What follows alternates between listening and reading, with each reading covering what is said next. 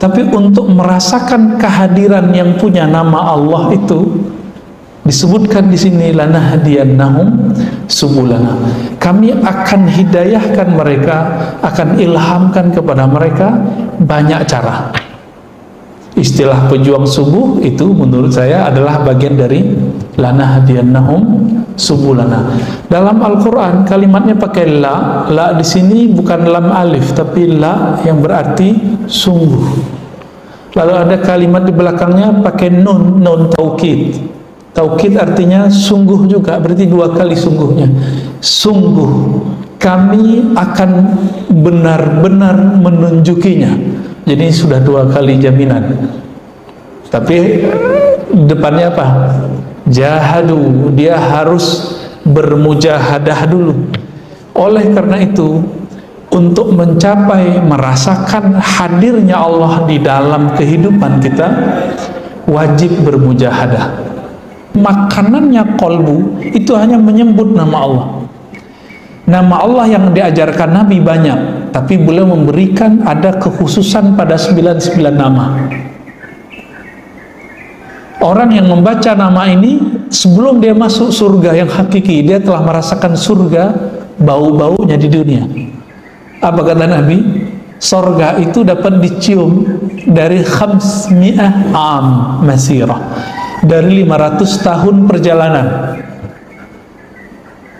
Maksudnya apa? Semenjak kita di dunia, kita sudah bisa mencium surga. Dalilnya apa lagi setelah dalil yang ini? Ini yang Nabi katakan, idza marartum bi riyadil jannah farta'u. Jika engkau melewati kebun-kebun surga, maka petiklah. Berarti udah ada kebun surga Pak di sini. Rasulullah. Allahumma salli wa sallim wa barik ala nabiyyina Muhammad wa ala alihi wa ashabihi wa ahli baitihi wa dzurriyyatihi ajma'in. Ba'd. Baik Bapak, Ibu, Saudara yang dimuliakan Allah, seperti biasa dengan saya kita kajian kitab Hadaikul Haqaiq, taman-taman yang berbicara tentang hakikat, ya. Salah satu ilmu hakikat. Hakikat itu artinya inti dari semua yang kita cari, disebut dengan hakikat, ya. Satu akar kata dengan hak, tapi ini mubalaghahnya. Mubalaghah itu artinya yang lebih, yang benar-benar hak, yang benar-benar real. Nah, berdasarkan warisan ulama-ulama kita terdahulu, ulama terdahulu kalau di bahasa Arab kan disebut ulama salaf, ya. Meskipun sekarang orang berdebat mengenai istilah salaf, kita tidak pentingkan masalah perdebatan itu. Kita ngaji aja kitabnya mereka. Nah, nanti kita akan paham bagaimana warisan kerohanian yang mereka berikan kepada kita. Ini berdasarkan ayat. Jadi kita akan membahas bab kedua di kitab ini yang berjudul Al-Mujahadah. Jadi ada jihad, ada mujahadah. Apa bedanya? Kalau jihad itu berjuang secara fisik. Kalau mujahadah, dia bermula dari dalam diri tapi berefek kepada fisik. Maka mujahadah itu ada proses kerohanian ketika orang berjuang. Sama-sama artinya berjuang, namun mujahadah lebih diartikan bazlul juhd, mengerahkan keseriusan dalam beramal, disebut dengan mujahadah. Alhamdulillah untuk subuh Bapak Ibu ini sudah boleh disebut mujahadahnya lolos. Alhamdulillah, ya. Tapi untuk sholat witirnya udah lolos belum? Ya. Apa kata Nabi? Autiru ya ahlal Quran. Hadis Imam Tirmizi, hadis sahih. Berwitirlah wahai pencinta Quran, wahai keluarga Al-Quran. Apakah kita termasuk keluarga Al-Quran? Maka dilihat dari istiqomah berwitir.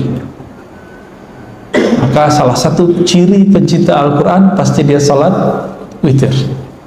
Kata Abu Hurairah radhiyallahu ta'ala anhu, awsani khalili, aku diwasiatkan oleh kekasihku Nabi Muhammad sallallahu alaihi wasallam 3 hal. Salah satunya adalah tidak tidur kecuali dalam witir atau berniat untuk witir. Nah, witir minimal 1 rakaat, kalau bisa 2 plus 1, kalau bisa 11 rakaat. Nah, namun kuantitas tidaklah penting, yang penting adalah kualitas yang kontinu. Walaupun cuma 1 rakaat, 3 rakaat, tapi Bapak kerjakan setiap hari, setiap malam, sudah menjadi kekasih Allah. Innallaha witrun yuhibbul witra. Allah itu witir, mencintai orang yang melaksanakan witir. Nah, semoga kita bisa bermujahadah, dinaikkan Pak nanti, dinaikkan dari mujahadah subuh, pejuang subuh kata mereka. Jadi pejuang subuh itu kalau diartikan bahasa Arabnya mujahid ya, mujahadah itu perbuatannya, orangnya disebut dengan mujahid ya. Berdasarkan banyak ayat di Quran, yang paling penting di situ adalah surat Al-Ankabut ayat 69. Walladzina jahadu fina lanahdiyannahum subulana. Dan orang-orang yang jahadu, yang mengerahkan keseriusannya fina, di dalam kami, itu harfiahnya ya. Kita artikan harfiah dulu secara letter like. Lanahdiyannahum subulana, kami akan beri mereka petunjuk jalan-jalan kami. Nah, di sini coba dilihat, ternyata dalam bermujahadah orang akan menemukan banyak jalan. Jadi bedakan jalan tauhid satu, jalan tauhid satu, yaitu asyhadu an la ilaha illallah. Tapi untuk merasakan kehadiran yang punya nama Allah itu disebutkan di sini, lanahdiyannahum subulana. Kami akan hidayahkan mereka, akan ilhamkan kepada mereka banyak cara. Istilah pejuang subuh itu menurut saya adalah bagian dari lanahdiyannahum subulana. Dalam Al-Quran kalimatnya pakai la. La di sini bukan lam alif, tapi la yang berarti sungguh. Lalu ada kalimat di belakangnya pakai nun, nun taukid. Taukid artinya sungguh juga, berarti 2 kali sungguhnya. Sungguh kami akan benar-benar menunjukinya. Jadi sudah 2 kali jaminan. Tapi depannya apa? Jahadu, dia harus bermujahadah dulu. Oleh karena itu, untuk mencapai merasakan hadirnya Allah di dalam kehidupan kita, wajib bermujahadah. Jadi nggak boleh kita mikir tar aja deh tua, nggak bisa Pak. Orang yang mudah beramal itu yang tua atau muda, yang sehat atau sakit, yang sering sakit tua atau muda biasanya?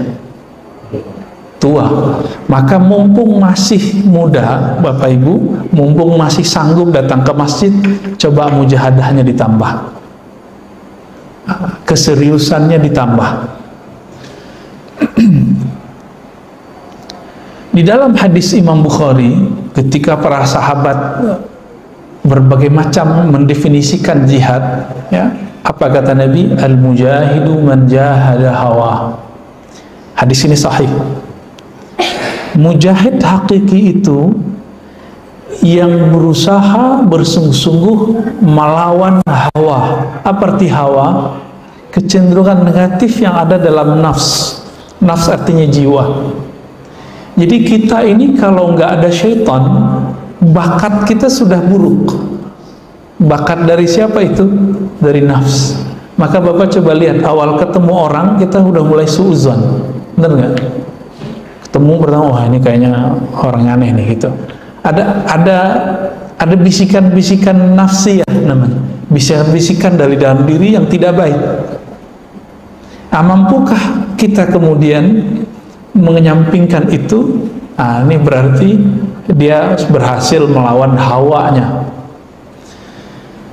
Hawanya badan kalau sudah letih ngapain? Tidur. Kalau sudah malam ya tidur. Puncaknya ngantuk itu jam 2, jam 3, bener nggak?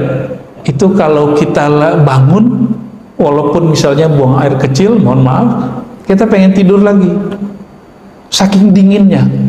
Maka hawanya badan ini pengen tidur. Waman jahada, di situ orang yang sanggup melawan keinginan tidurnya, lalu menyisihkan waktu sejenak 15 menit, 10 menit untuk bersama Allah wa ta'ala. Ini orang kalau bisa mengalahkan dirinya, baru bisa mengalahkan musuh yang fisik. Nah, sekarang kan terbalik, orang baru ngaji tentang Islam langsung belajar jihad, padahal dia belum belajar mujahadah. Tahajudnya belum jalan, mau jihad ke laut, Pak.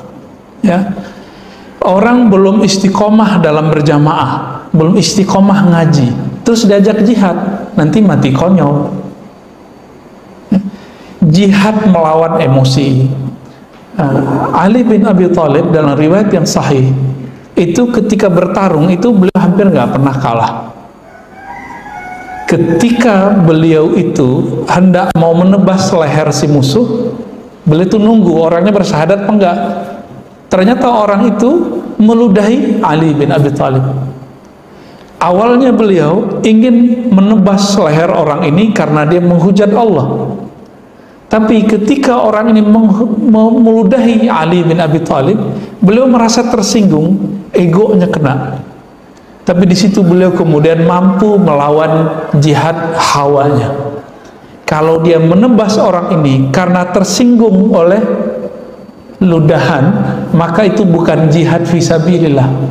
Maka Ali bin Abi Thalib sudah lolos jihad fillah, baru dia benar jihad fisabilillah. Sekarang mohon maaf, orang-orang yang barusan ditangkap itu, yang mereka berniat ingin katanya jihad di negeri kita, Pak, ngebom, udah latihan ya di daerah mana kemarin, Jawa Tengah ya, nyewa rumah lalu mereka latihan jihad. Nah ini kita juga bertanya sama mereka, ente mau jihad apa? Negeri kita walaupun seburuk-buruk negeri ini, pemimpinnya masih muslim, walaupun sebagian besar bapak mungkin nggak nyoblosnya, termasuk saya misalnya nggak nyoblos, tapi masih muslim toh, wakilnya masih kiai, Pak. Tapi yang paling mereka benci siapa? Dan itu emang dari sononya, Pak, dari ISIS, Daesh bahasa Arabnya. ISIS ini yang paling mereka benci itu syurtoh, bahasa Arabnya. Syurtoh artinya polisi, karena polisi itulah yang nangkap-nangkapin mereka. Akhirnya perjuangannya karena merasa dizolimi, karena emosi dizolimi, bukan karena ingin menegakkan agama Allah Subhanahu wa ta'ala. Nah, ini yang tidak benar. Islam masuk ke negeri ini sudah dicatat dan diakui oleh ulama Al-Azhar, ulama Yaman, ulama dari mana-mana. Masuknya bukan lewat jalur perang, tapi masuknya dengan jihad qalbiyah ini, jihad nafsiyah.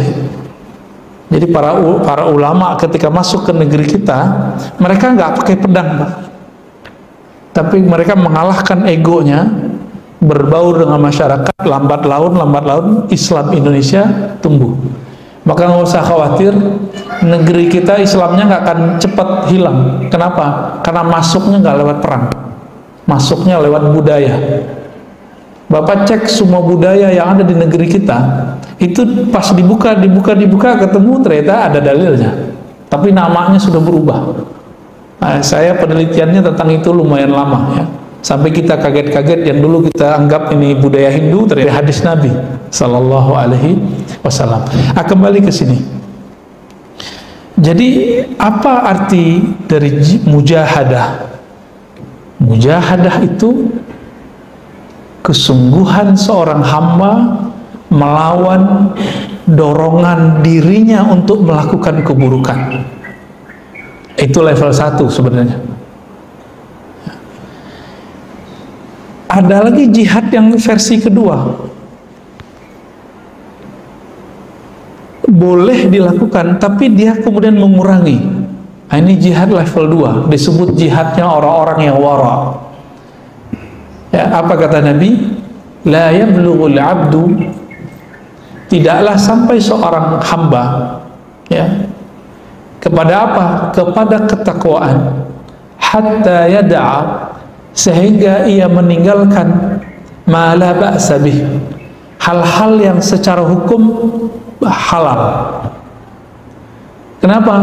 Khawatir terjebak kepada yang tidak halal.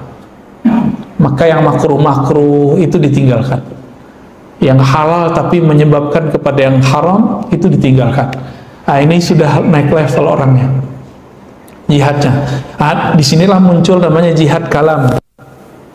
Kita ngomong, sembarang ngomong boleh, tapi kalau nggak penting nggak usah ngomong.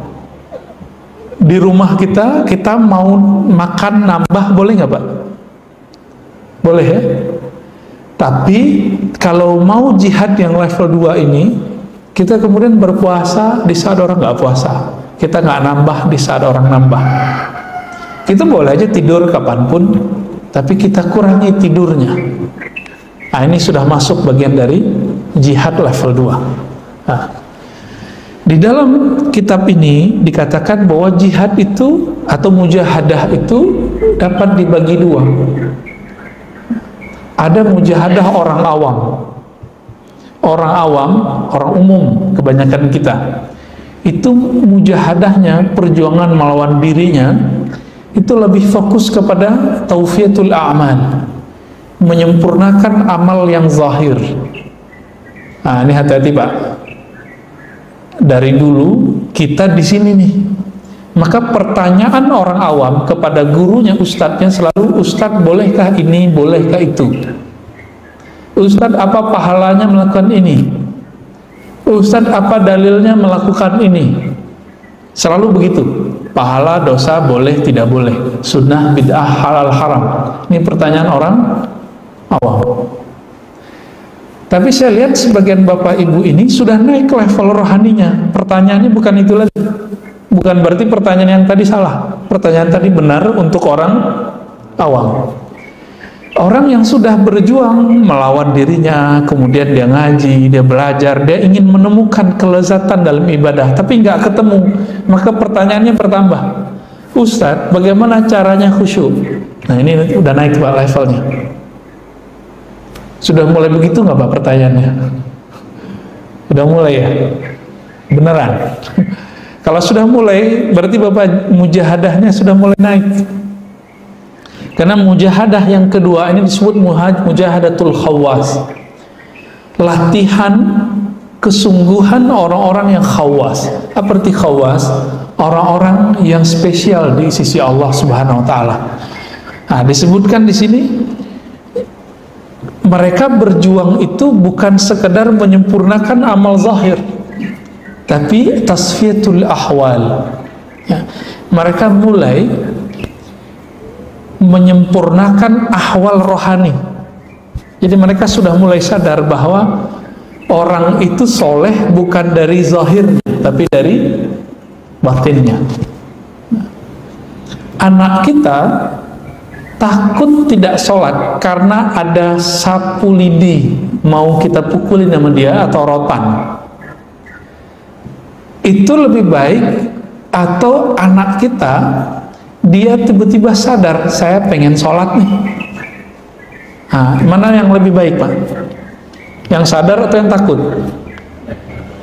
Nah, kebanyakan kita membayangkan Allah itu menyeramkan. Allah tuh suka menyiksa. Maka kita sering ngomong ke anak, ntar kamu masuk neraka loh gitu ya. Ya. Saya punya kajian, isinya kajian itu membedah kitab yang mengkritik suatu aliran. Karena kajian itu sering orang message saya dengan kalimat neraka, neraka, neraka. Ente terdihisap loh, ente neraka loh gitu. Jadi orang-orang awam kebanyakan membayangkan bahwa Allah itu suka nyiksa aja gitu.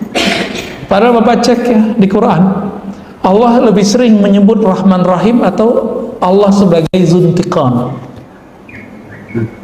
Ya, yu'adzibu man yasha, itu dikit ya. Mengazab siapa yang dia mau. Ayatnya gak banyak Pak, Tapi setiap surat, selain surat Bara'ah, surat 9, surat Taubah, semua dimulai dengan Rahman, Rahim. Rahman, Rahim. Maka ciri-ciri orang yang sudah mulai masuk ke mujahadatul khawas, ya, perjuangan rohaninya sudah sampai ke level yang istimewa, mereka sudah mulai mengenal bahwa diri ini, kolbu kita lebih tepatnya, itu hanya bisa baik sejauh mana dia mengenal nama-nama Allah Subhanahu wa Ta'ala. Maka semoga di sini nanti, atau sudah ada ya, kajian Asmaul Husna. Semoga nanti ada khusus ustadz yang mengkaji Asmaul Husna. Kelembutan hati seseorang itu tergantung seberapa banyak nama Allah masuk ke dalam kolbunya. Jadi Bapak kalau pernah berpikir, kenapa ya hati saya keras gitu? Pertanyaannya sederhana, dijawab dengan sederhana. Karena kamu jarang memasukkan nama Allah ke dalam kolbumu. Kolbu itu makanannya cuma satu, Pak, nggak bisa pakai yang lain. Makanan cuma nama Allah. Dalilnya surah Ar-Ra'd ayat 28. Nggak ada yang lain. Al-Anfal ayat 2. Ya, nggak ada yang lain. Hanya itu. Jadi makanannya kolbu itu hanya menyebut nama Allah. Nama Allah yang diajarkan Nabi banyak, tapi beliau memberikan ada kekhususan pada 99 nama. Orang yang membaca nama ini sebelum dia masuk surga yang hakiki, dia telah merasakan surga bau-baunya di dunia. Apa kata Nabi? Surga itu dapat dicium dari 500 am masirah, dari 500 tahun perjalanan. Maksudnya apa? Semenjak kita di dunia, kita sudah bisa mencium surga. Dalilnya apa lagi setelah dalil yang ini? Ini yang Nabi katakan, idza marartum bi riyadil jannah farta'u. Jika engkau melewati kebun-kebun surga, maka petiklah. Berarti udah ada kebun surga Pak di sini. Ini kabar gembira saja. Ketika Bapak Ibu Saudara yang melakukan Allah merasa tertarik dengan kajian, dengan zikir, berarti sudah mulai mencium bau surga. Betah kalau duduk. Aslinya kita duduk lama begini betah nggak Pak? Nggak betah. Tapi kalau Bapak ini ruhnya sudah mulai mencium bau surga, maka akan mulai menikmati kebun-kebunnya. Nah, ini baru Riyadul Jannahnya. Riyadul Jannah itu di dunia itu ada dua. Pertama ta'lim, yang kedua zikir. Zikir ini bisa ibadah-ibadah yang lain. Inilah yang dikatakan oleh Imam Syafi'i, Imam Sauri, dan imam-imam yang lain, Imam Salafus Saleh. Apa kata mereka? Kalau bukanlah karena ilmu, kalau bukanlah karena tahajud, kalau bukanlah karena majelis zikir, aku tidak memilih tinggal di dunia. Jadi mereka itu betah tinggal di bumi. Kenapa? Karena ada tahajud, ada subuh berjamaah, ada ta'lim. Nah, ini yang bikin mereka betah, Pak. Ada zikir, baik zikir sendiri atau berjamaah. Ini yang bikin betah para ulama kita dari dulu. Nah, semoga kita mewarisi kerohanian mereka. Nah, ini sudah masuk nih mujahadatul khawas. Mujahadah orang-orang yang istimewa. Nah, pencirian berikutnya dari orang yang mujahadahnya sudah istimewa ini, mulai ada pergantian karakter. Karakter yang buruk berubah menjadi karakter yang baik. Nah, nanti bisa ditandain Pak. Ketika kita berkeluarga, kita lebih banyak emosinya atau sabarnya. Ya. Ada interaksi dengan pasangan, dengan anak. Nanti dicek nih, subuhnya dan kajiannya sukseskah bagi ini? Bapak nanti kalau di rumah ada hal yang nggak sesuai dengan ego kita emosi atau kita berlapang dada lalu memperbaikinya dengan baik. Ini ciri-ciri Bapak ini gagal. Kalau ada masalah di rumah, itu cari kambing hitam. Masih kayak gitu nggak? Rajin sholat ke masjid. Ada berita di TV. Oh, ini karena siapa nih? Mulai nunjuk orang. Ini ciri-ciri orang belum masuk ke mujahadatun al-khawas. Mujahajatul khawas ini ciri-cirinya, kalau dia seorang dai, dia seorang ulama, melihat umara salah, dia nggak kutuk, tapi dia doakan kebaikan. Bapak pernah sholat Jumat di Malaysia nggak? Di Brunei? Ada mungkin sebagian ya. Itu mereka kalau Jumatan doain pemimpin nggak? Doain keburukan atau kebaikan? Keburukan atau kebaikan? Kebaikan, Pak. Walaupun di belakang mereka ngomongin rajanya, Pak, saya tahu. Di belakang pada ngomongin. Tapi mereka setiap kali khutbah itu mengaminkan. Kenapa? Ternyata mereka difahamkan oleh guru-gurunya, ulama-ulamanya. Kata Nabi, ya, jika pemimpinmu baik, maka kalian baik. Jika pemimpinmu terlaknat, kalian terlaknat. Jadi hati-hati. Kita ini boleh nggak suka pemimpin, tapi haram mendoakan laknat bagi pemimpin. Inilah akidah Ahlus Sunnah. Akidah Ahlus Sunnah melarang berontak. Bapak coba buka semua kitab akidah Ahlus Sunnah, itu tidak satu pun mengajarkan berontak. Kata Imam Salafus Saleh, Imam Tahawi, ya, apa kata beliau? Dan kami wanara, ya, kami mengatakan, memantapkan bahwa tidak boleh bagi seorang mukmin, seorang muslim keluar dari pemerintahan yang sah meskipun dia tidak suka. Maka Bapak ini dari melihat berita-berita kemarin, ya, tolong hati-hati, jaga lisannya ketika berkomentar. Kita silahkan kritik pemerintah, tapi jangan kemudian mengatakan terlaknatlah pemimpin, gitu. Ya, hancurlah. Nah, itu jangan. Nanti tinggal balik itu, Pak. Mau dia siapa, mau dia kiai, mau dia siapa, benar berbalik sama dirinya. Nah, ini hati-hati, ya. Dulu ada banyak sahabat, ya, yang hidup di zaman gubernur yang sangat tirani, namanya Hajjaj bin Yusuf. Tapi mereka tidak pernah mendoakan keburukan bagi pemimpin itu, tapi mendoakan supaya tetap umat dijaga. Nah, saya dulu pernah mendoakan keburukan bagi pemimpin, dan saya minta ampun kepada Allah setelah membaca kitab-kitab akidah Ahlus Sunnah. Ternyata ini ciri-ciri ajaran Khawarij. Pernah dengar istilah Khawarij? Khawarij ini Nabi sebut kilabun nar. Kilabun nar artinya anjing-anjing neraka, Pak. Hati-hati. Apa ciri-cirinya?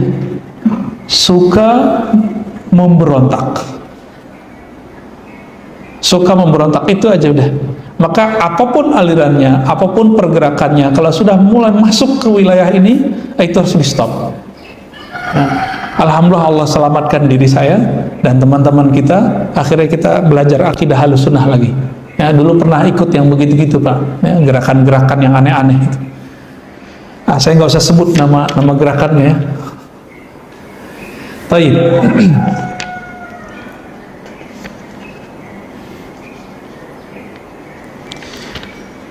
Imam Abu Ali Ad-Daqqaq mengatakan, man zayyana zahirahu bil mujahadah, zayyana Allahu batinahu bi anwaril musyahadah.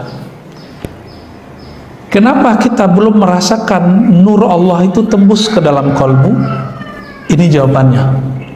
Karena secara zahir kita belum ada usaha untuk serius beramal. Lalu beliau mengatakan, siapa yang menghiasi zahirnya, zahir dirinya dengan mujahadah, ya, rajin bangun tahajud, rajin ngaji, rajin silaturahim, ya, berprasangka yang baik kepada Allah, kepada makhluk Allah, maka Allah akan beri cahaya dalam kalbunya dengan cahaya musyahadah. Apa arti musyahadah? Musyahadah itu sebutan lain dari ihsan. Apa arti ihsan? Engkau menyembah Allah seakan memandangnya. Nah, seperti Imam Abu Ali Ad-Daqqaq ini bertahun-tahun, Pak. Bahkan Abu Ali Ad-Daqqaq ini sholat isya sama subuh itu 1 kali wudhu. Maksudnya betul, nggak batal wudhunya. Orang sholat subuh pakai wudhu isya, itu artinya apa? Beliau nggak tidur. Apakah ini berlebihan? Enggak. Dulu Sayyidina Umar radhiyallahu ta'ala anhu, ketika beliau merasa beliau nggak dosa, cuma merasa su'ul adab. Apa arti su'ul adab? Merasa dirinya melanggar adab kepada Nabi sallallahu alaihi wasallam. Di tahun ke-6 umat Islam gagal masuk ke Mekah. Bagi Sayyidina Umar, kalau kita benar mesti menang. Tapi Nabi mengalah dan membiarkan dirinya kalah untuk menang sebenarnya. Tapi Umar sudah emosi duluan. Apa kata Umar? "Ar-Rasulun anta?" Wahai Muhammad, ente benar Rasul nggak? Wahai Muhammad, apakah agama kita benar? Ini pertanyaan biasa sebenarnya. Tapi untuk selevel Umar, beliau merasa bersalah menyinggung Nabi sallallahu alaihi wasallam. Apa yang dilakukan Umar dalam hadis Bukhari dan Muslim? Umar radhiyallahu taala anhu beliau melakukan pertobatan 40 hari 40 malam, tidak tidur malamnya, tidak berbuka di siangnya. Ini puasa terus setiap hari. Berapa hari? 40. Bagi kita itu nggak dosa, Pak. Tapi bagi Sayyidina Umar itu dosa. Jadi bagi orang-orang wali-wali Allah itu, hal-hal yang remeh bagi kita itu bagi dia besar. Suatu kali Syekh Maulana Muhammad Ma'sum, ya, anak dari ahli hadis di New Delhi lama, ya, namanya Ahmad Serhindi, anak dari beliau namanya Muhammad Ma'sum. Itu beliau masuk masjid, kakinya nggak nyadar masuk pakai kaki kiri. Terus ketika beliau kakinya jatuh ke tanah, ke lantai, sadar, kok saya memasukkan kaki kiri duluan. Ketika sadar beliau langsung pingsan 3 hari nggak bangun-bangun. Kenapa? Merasa dirinya melanggar adab di hadapan Allah Subhanahu wa Ta'ala. Nah, ini hati-hati Pak ya, walaupun kentut di masjid itu nggak haram, tapi untuk adab rohani itu nggak baik. Jadi Bapak kalau mau kentut nanti keluar ya. Ya. Walaupun itu boleh, kan nggak ada dalilnya yang melarang. Anaknya Umar, Abdullah bin Umar, karena melihat ayahnya sangat tinggi adabnya, beliau ambil adab itu. Setiap musim umroh dan haji, beliau tidak berani punya penginapan di sekitar Masjidil Haram, tanah haram. Di mana beliau bikin kemah, Pak, di belakang Ji'ranah. Jadi sebelum nyampe di Mikot, walaupun cuma 1 jarak dari Mikot, beliau di situ. Ketika ditanya kenapa engkau lakukan itu, apa jawaban beliau? Aku malu di tanah haram, tanahnya Allah Subhanahu wa Ta'ala. Ini beliau tahu jika bermaksiat di sana itu dilihatnya besar di sisi Allah, sedangkan di tanah luar haram itu enggak. Jadi Bapak Ibu ini pernah nggak umroh terus temen kita protes, atau jangan-jangan di antara Bapak ini ada yang protes sama travelnya, ya, kok hotelnya nggak sesuai dengan bayangan kita, ngamuk-ngamuk.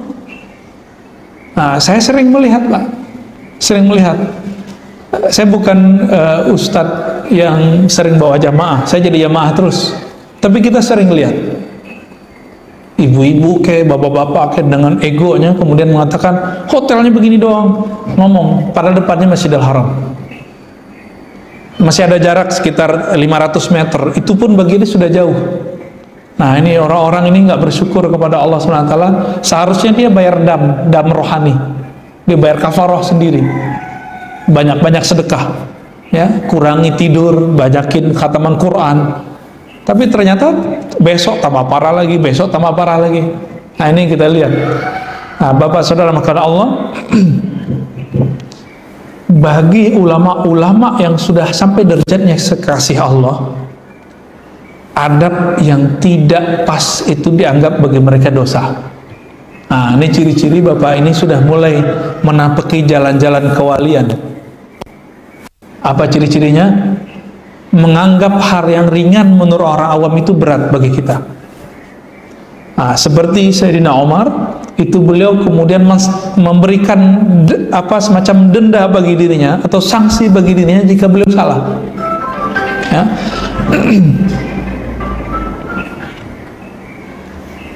Ada seorang imam namanya Al-Hasan Al-Qazzaz. Apa kata beliau?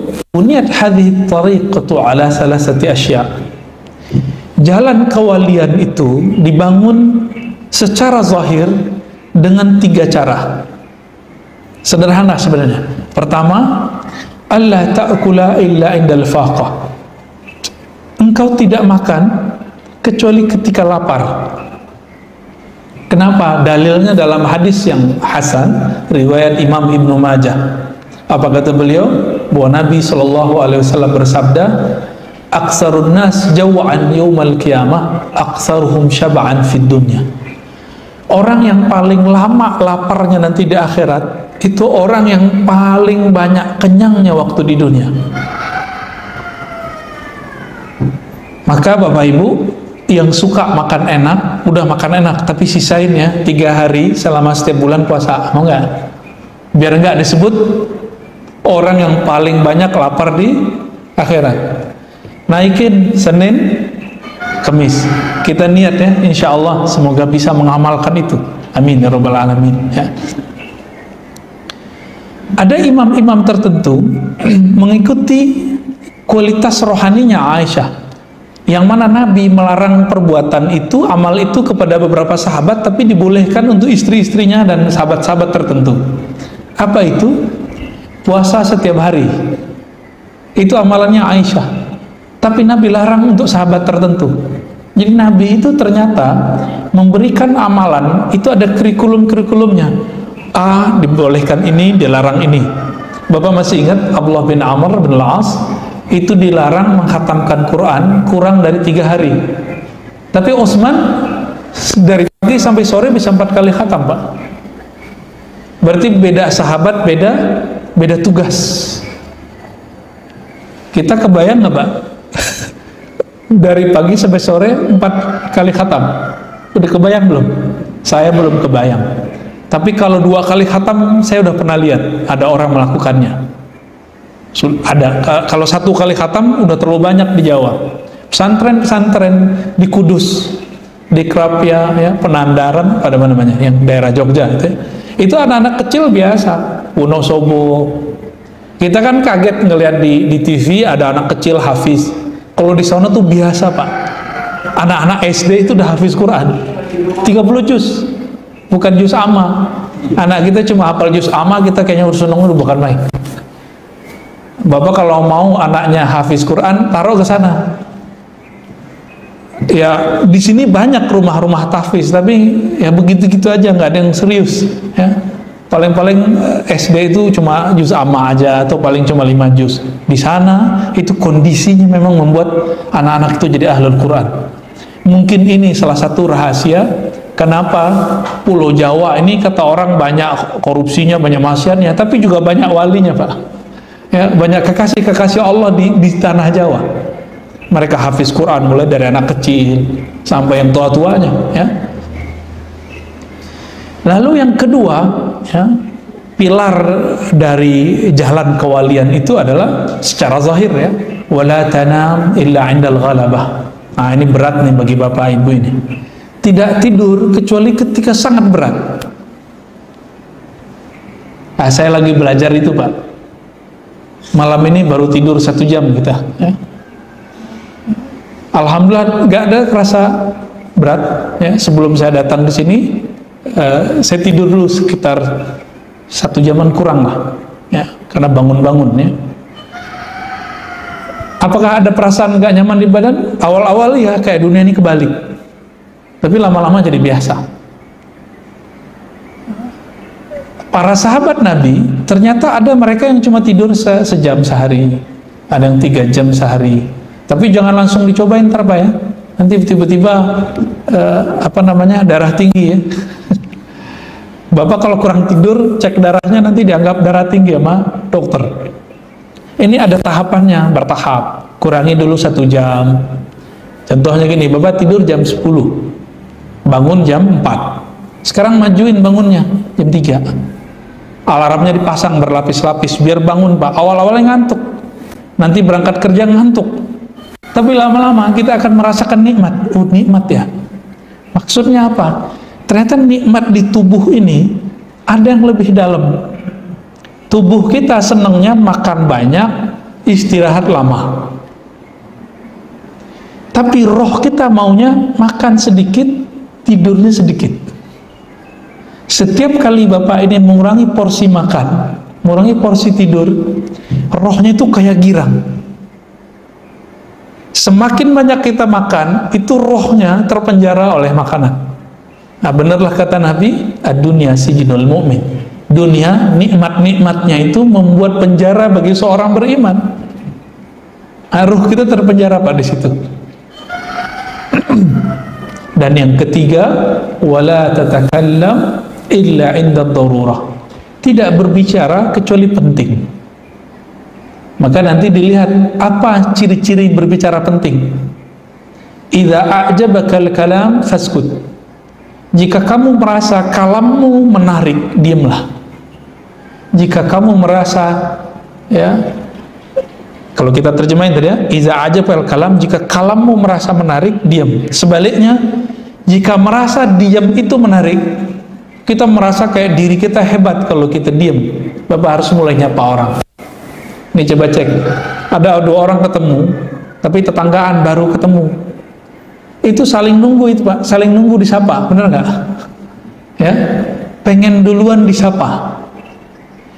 Di saat itu orang ingin mengatakan, kalau gua nih terhormat menurut dia nih pasti disapa duluan. Nah, di saat ini muncullah kalimat ini. Jika engkau merasa diammu itu berwibawa, maka berbicaralah. Mulailah salam. Ya. Ada yang kita sering lupa, Bapak, Saudara makan Allah, kata salam. Kenapa kata assalamualaikum itu bagi Nabi itu adalah pintu pembuka cinta kasih kepada manusia. Afsus salam bainakum. Ya. Tebarkan salam di antara kamu. Kenapa? Karena kata assalam itu artinya beda dengan salam bahasa Indonesia. Kalau terjemahan assalamualaikum apa Pak? Salaman atas, kamu benar nggak? Ya. Tapi ternyata kalau kita buka, saya buka ada 4 kitab Asmaul Husna, Imam Ghazali, Imam Zarruq, Imam Kusyairi, lalu ada beberapa penulis belakangan, itu nggak ada yang mengartikan selamat.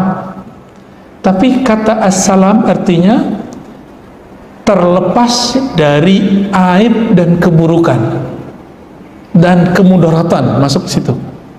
Jadi kalau ketika mengatakan assalamualaikum, semoga kalian terlepas dari keburukan, aib dan kemudaratan, gitu artinya. Aib itu bisa zahir, bisa batin. Maka include di situ keselamatan. Cuma terjemahannya kok cuma keselamatan atau salam damai kan gitu ya. Nah, ini terlalu sempit maknanya. Dan dianjurkan seorang muslim ketika ba'da salat dia membaca Allahumma antas salam wa minkas salam tabarakta ya dzal jalali wal ikram. Ulama kita melihat kalimat ini bisa dijadikan untuk doa, maka mereka tambahkan doa di antara kalimat ini. Itu boleh dipakai.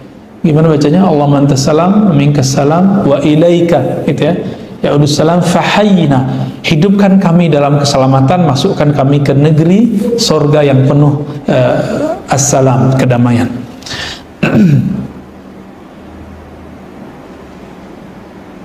Nah, kalau ini Imam Qazzaz ini cuma 3 Pak. Kalau Imam Ibrahim bin Adham itu ngajarin 6. 6 ini lebih berat lagi nih. Jadi orang bisa menapaki jalan kewalian menjadi kekasih Allah itu dengan 6 cara. Kita baca ringkas saja Pak ya. Yaghliq baban ni'mah wa yaftah bab syiddah. Dia tutup bab menikmati dunia, lalu dia buka bab mengurangi nikmat dunia. Ya. Habis sholat subuh pengennya tidur, pengennya badan Pak. Tapi kalau Bapak ini sudah merasakan nikmatnya, manisnya ilmu, maka melek itu lebih nikmat, benar nggak? Nah, saya punya majelis berguru kepada seorang syekh, itu ngajinya jam 12 sampai jam 3 Pak, malam. Jadi orang baru udah tidur semua, kita baru mulai ngaji. Awalnya beratnya bukan main, tapi lama-lama karena yang dikaji itu tentang Sang Maha Kekasih, yaitu Allah Subhanahu wa taala, lalu Nabiuna Muhammad sallallahu alaihi wasallam, itu hilang ngantuk. Kok bisa begitu? Ternyata ngantuk itu hilang di saat orang dia lelah, capek. Tapi pernahkah kekasih lelah mencari kekasihnya? Saya yakin tidak ada, ya. Bapak kalau waktu masih muda dulu, ya, 5 jam aja sama kekasih itu ngerasanya bentar doang, gak ada lelahnya. Maka pengantin-pengantin baru itu udah sebulan rasanya bagi dia baru sehari itu, ya, bulan madu itu. Kecuali bulan berarti tengkar Pak, ya, sehari itu rasanya sebulan. Nauzubillah min dzalik. Yang kedua, yaghliq babal izz, dia tutup pintu merasa mulia. Nah, ini saya melihat nih orang-orang di pesantren sama jemaah tabligh Pak, walaupun saya nggak ikut jemaah tabligh sekarang, ya, tapi mereka itu kalau yang bener, ya, kalau yang nggak bener ketemu juga saya, ya. Kalau yang bener itu kan jemaah tabligh nggak ada ceramain ustadz, nggak ada. Tapi kalau nggak bener ketemu ustadz diceramain sama mereka. Ini kejadian guru kita ahli hadis Imam Besar Istiqlal Syekh Ali Mustafa Yakub yang lama almarhum, didatangin oleh anak-anak tabligh ini, jurusannya umum, terus ceramain kiai. Ayo Pak Kiai khuruj. Khuruj artinya apa? Keluar kita nginep, berjuang berdakwah di luar, di masjid-masjid nginep. Ya beliau senyum aja, saya mah khuruj tiap hari nak, gitu. Tuh pesantren kamu lihat, saya ngajar tiap hari, mimpin sholat tiap hari, mimpin umat tiap hari. Nah ini lupa nih anak nih. Tapi terlepas dari itu, kalau mereka ngikutin Pak kaidah-kaidah dari imamnya ahli hadis yang ada di India sana, kalau ada tamu, nah itu mereka sambut. Ada namanya istiqbal, cara nyambut orang yang nyambut tamu. Nanti dihidangkan makan, ya segala macam lah. Itu betul-betul dihormati. Kita itu kan pengen dihormati, tapi mereka menekan rasa itu, lalu mereka menghormati orang. Nah Bapak nanti, semoga nanti kalau pandeminya sudah mulai, normalnya sudah mulai betul-betul normal, nanti kalau perlu ada misalnya piket makan pagi atau sarapan pagi, belajar Pak, mau nekan merasa mulia. Atau misalnya di sini ada kerja bakti, ya, kita angkat barang yang menurut kita itu yang ngangkat orang-orang tukang gitu, orang-orang yang menurut kita kerjanya keras, kita selama ini ngebosi, kita kerjain itu. Atau sederhana, nanti kalau pulang ke rumah, Bapak kalau masih punya anak kecil, jangan ego untuk mandiin anaknya, sesekali nyuci piring walaupun sudah ada pembantu misalnya. Atau membantu hal yang remeh-remeh di rumah. Nah itu sudah mulai tuh, yaghliq babal izz wa yaftah babal dhul, ya, lalu membuka pintu merasa hina di hadapan Allah dan makhluk Allah Subhanahu wa taala. Kenapa begini? Karena selama orang merasa dirinya berhak dihormati, selama itu dia tidak bisa merasakan kehadiran izzahnya Allah dalam dirinya. Hati-hati Pak, ya. Yang ketiga, yaghliq babar raha, menutup pintu raha. Raha ini rehat, tadi yang kita bicarakan, banyak tidur, banyak nonton, banyak santai. Lalu mulai apa? Yaftah babat ta'ab, memulai bab ta'ab, capek. Puasa itu capek nggak Pak? Capek. Tahajud 12 rakaat atau 11 rakaat capek nggak? Capek. Duha capek juga Pak. Itu melelahkan semua secara fisik.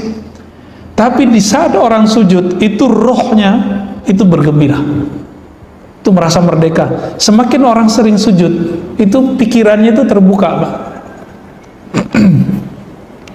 Yaghlib baban naum wa yaftah babas sahara, dipertegas, mengurangi bab tidur, kemudian menambah bab bangun. Nah kami kalau itikaf itu emang kalaupun tidurnya nyander di tiang gitu Pak biasanya. Berat-berat baru nanti kita agak tidur, itu pun kaki dilipat. Seperti Imam Junaid puluhan tahun tidak pernah kakinya diselonjorin. Tapi kita gak usah lakukan itu ya, itu cukup ulama terdahulu aja. Nabi nggak ngajarin gitu juga, tapi itu cara mereka supaya tidak tidur nyenyak. Kakinya dilipat ketika tidur, dilipat kiri atau kanan ya. Kenapa Nabi suka tidur miring? Karena orang tidur miring itu biasanya lebih sensitif mendengarkan suara koko ayam tadi itu ya. Kan jam 2:30 udah mulai Pak koko ayam, jam 2 lah. Kenapa mulai? Karena jam 2-an itu adalah awal dari 1/3 malam terakhir. Jadi Bapak kalau mau beriadah, berlatih di setiap malam, pilih itu dari jam 2, 3, nah itu pilih, silakan diambil jam itu. Hatta walau rubu' sa'ah, walaupun cuma 15 menit. Walaupun cuma 5 menit bahkan, ambil Pak, sebagian aja ya. Bahasa kasarnya begini. Setiap malam itu dalam hadis Imam Bukhari disebutkan yanzilu Rabbuna, Allah turun. Nah, ini gak usah diartikan Allah turun secara fisik, karena Allah bukan fisik, hanya Allah yang tahu maknanya. Tapi ini maknanya adalah Allah mengetuk hatimu, mengetuk rumahmu setiap 1/3 malam terakhir. Allah mengatakan, adakah yang bangun untuk sholat? Adakah yang bangun untuk taubat? Adakah yang berdoa? Itu undangan. Jadi hadis qudsi ini hadis undangan untuk bangun setiap 1/3 malam terakhir. Bapak ini ngundang temen, diundang hari pertama nggak datang, besok diundang lagi nggak datang, ketiga nggak datang, keempat masih ngundang nggak? Nggak mau ya? Sama. Kira-kira Allah begitu. Allah lebih mulia dari itu. Kalau malam pertama nggak bangun, malam kedua nggak bangun, malam ketiga nggak bangun, dia malam keempat Allah biarin aja Pak. Jadi roh kita itu Allah kembalikan saat-saat itu, sesaat saja. Kemudian kita mau nggak menutup pintu tidur ini, walaupun cuma 15 menit. Nih saya mau tanya Pak, coba lihat kalau ada orang yang divonis oleh dokter sakit jantung, terus dokter bilang, kamu latihan ya, lari cepat setiap hari 1/2 jam. Dia jalanin nggak Pak? Dijalanin, kenapa? Pengen sehat jantung. Yang ngomong dokter fisik. Ini sekarang ngomong dokter kolbu Pak. Bapak mau sehat nggak kolbunya? Coba 1/2 jam atau 15 menit setiap malam itu menyebut nama Allah. Ya Rahman ya Rahim aja cukup. Ya Rahman ya Rahim, ya Rahman ya Rahim. Kalau Bapak ragu udah baca Bismillahirrahmanirrahim aja sebanyak-banyaknya. Ragu udah baca La ilaha illallah afdalu dzikri la ilaha illallah. Zikir paling afdal, paling tinggi itu La ilaha illallah. Udah itu ambil. Ambil ini zikir, dipakai. Walaupun ketiduran, amalin aja. Jadi ternyata tertidur dalam zikir itu anugerah, tapi tertidur tidak mau zikir ini musibah. Nggak Pak, ketiduran lagi zikir. Nanti kalau mimpi itu mimpinya enak-enak biasanya. Mimpi ketemu Nabi, mimpi ketemu orang soleh, rohnya tuh melayang kemana-mana tuh. An-naum fi dzikr ya ni'matun. Tidur dalam berzikir nikmat. Ya. Tapi jangan tertidur lagi sujud Pak ya. Sujud nggak balik-balik. Nah ini kejadian santri kita di pesantren ya. Yaftah bab, yaghliq babal ghina wa yaftah babal faqr. Menutup pintu merasa cukup dari bantuan Allah, lalu membuka pintu merasa fakir di hadapan Allah Subhanahu wa ta'ala. Ini ciri-ciri orangnya nanti suka doa. Maka banyak-banyak doa. Dan yang keenam ya kata beliau yaghliq babal amali wa yaftah babal isti'adat. Menutup pintu angan-angan, mempersiapkan diri untuk pintu kematian. Jadi apa yang membuat kita takut mati Pak? Karena kita banyak berangan-angan tentang hidup panjang, tentang anak-anak, nanti anak saya gimana, nanti pasangan saya gimana, nanti pensiun saya gimana. Nah ini yang bikin orang stres nih, namanya al-amal pakai hamzah. Bedanya dengan satu lagi pakai ain, al-amal, pakai ain. Ya. Jadi apa yang kita lakukan? Gak usah banyak retorika, bersiap saja untuk menghadapi kematian. Ini kan kita nggak tahu Pak, hari ini masih duduk, siang nanti mungkin ada yang dijemput Allah, besok atau besok lagi, tahun depan, tahun berikutnya, kita nggak ada yang tahu. Kalaupun Allah ambil, semoga husnul khatimah, ya, ditutup dengan tutup yang baik. Semoga ini bekal kita. Al-Habib Zain bin Smith itu nulis kitab akidah, judulnya Bahjatut Talibin. Apa kata beliau? Ini sering saya ulang. Seseorang yang tidak sempurna kerohaniannya ketika hidup di dunia, dia akan mencarinya ketika di alam barzakh. Tapi di alam barzakh lama Pak, sejam di kita, di mereka udah rasanya puluhan tahun mungkin. Jadi mumpung masih di sini, kalau ada majelis kajian yang mengantarkan kita kepada pengenalan kepada Allah, ya duduk bersama mereka. Nanti kita akan merindukan majelis-majelis itu. Bapak akan merindukannya. Bahkan kita meninggal nih, udah meninggal kita nyari orangnya, mau ngaji lagi Pak. Bedanya apa? Kalau sekarang kita cari pahala, kalau nanti mereka nggak cari pahala, orang di alam barzakh itu. Nah, ini yang dikatakan Nabi, bahwa Nabi Musa masih sholat di kuburnya. Itu Nabi Musa sholat di kuburnya mau cari pahala atau menaikkan derajat pengenalannya kepada Allah? Tentu yang kedua, nggak cari pahala lagi. Nah, mumpung masih di sini, cari ilmu tentang mengenal Allah. Insya Allah nanti kita kenyang Pak di sana. Ini masih banyak, tapi saya rasa cukup dulu. Disimpulkan oleh beliau di belakang, ya. Kalau ingin berlatih mujahadah, coba dilihat diri kita. Jika orang kaya, selain dari tahajud dan biasa yang lain, zikir, maka latihan mujahadahnya adalah berbagi. Bapak ini kan sudah diberi kemapanan oleh Allah SWT sebagian besar, maka mulailah berbagi. Berbagi ke keluarga, ke tetangga, atau orang di luar komplek kita.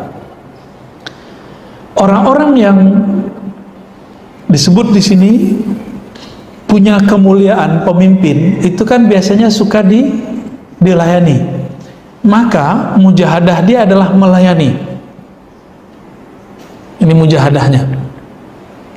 Kita ini kan hidup dunia cari nama. Ada nama jabatan, Pak Direktur, Pak Manajer, Pak GM.